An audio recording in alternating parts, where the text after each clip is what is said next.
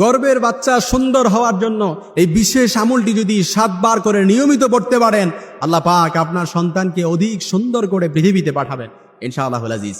সন্তান আমরা সকলেই চাই যে সন্তান সুন্দর হোক, হৃষ্টপুষ্ট হোক, তার চেহারার মধ্যে নূর চমকাক, সে অধিক সৌন্দর্য হোক, এটা আমরা সকলেই চাই।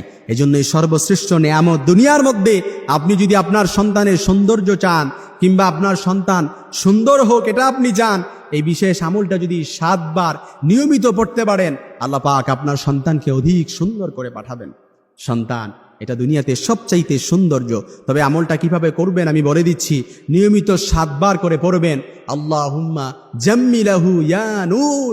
এই দোয়াটা একেবারে সংক্ষিপ্ত দোয়া, আমি আবারও বলে দিচ্ছি। আপনারা ইনশাআল্লাহ এই দোয়াটি 7 বার করে নিয়মিত পড়বেন আল্লাহুম্মা জাম্মিলাহু ইয়া নূর, আল্লাহুম্মা জাম্মিলাহু ইয়া নূর। কিভাবে পড়বেন?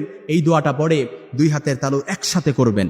একসাথে করে আপনি যখন ফু দিবেন, হাতের তালুতে ফু দেওয়ার পরে 7 বার পড়বেন, 7 বারই ফু দিবেন, কিংবা 7 বার পরে একবারও ফু দিতে পারেন।